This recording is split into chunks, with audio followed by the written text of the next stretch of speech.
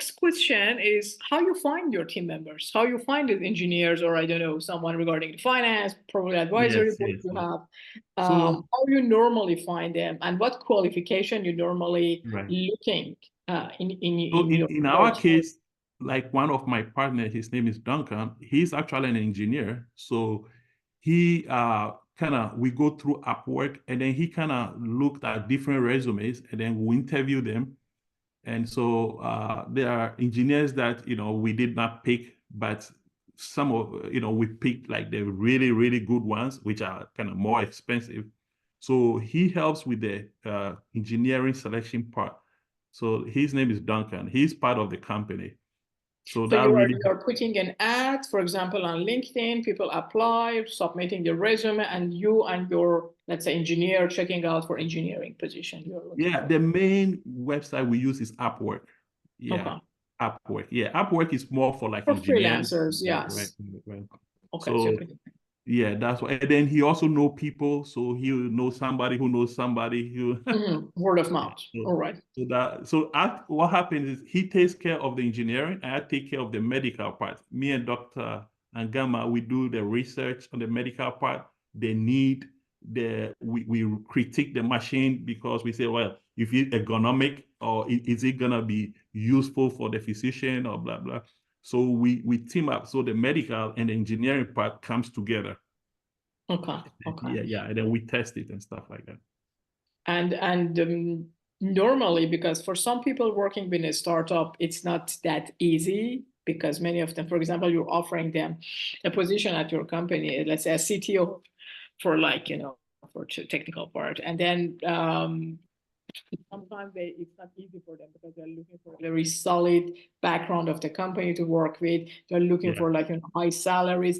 How you motivate them? I want to just knowing that you guys as entrepreneurs, as passionate entrepreneurs towards your product, right? How you are actually convincing other people to joining your team?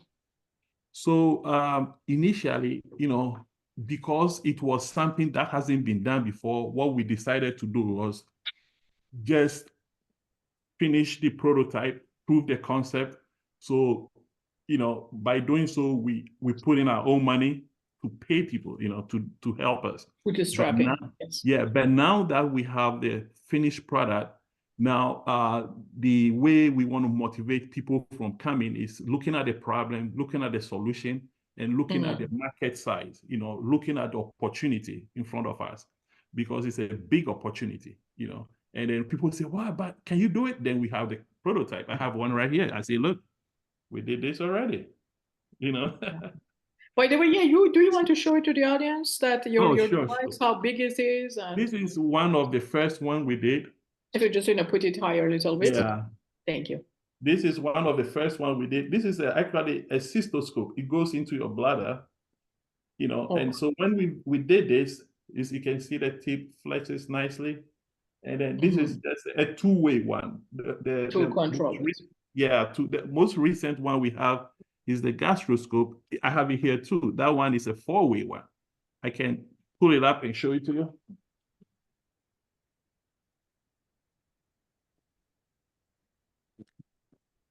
Yeah, great.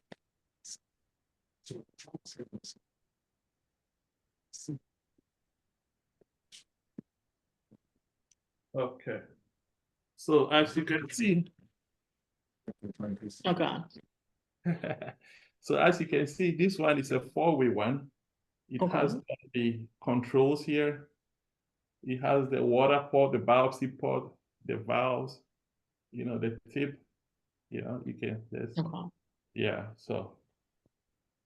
Very nice. So you are actually showing the devices to the potential team members, talking about opportunities, the problem you're solving through the device and the company.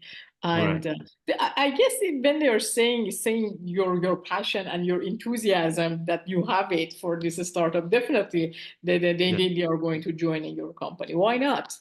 Yes, and then you can demonstrate, show how you can take pictures, how you freeze an image, how you can print it, how you can put annotations on the software. You can always demonstrate it. So that's very nice. Very intuitive. Yeah.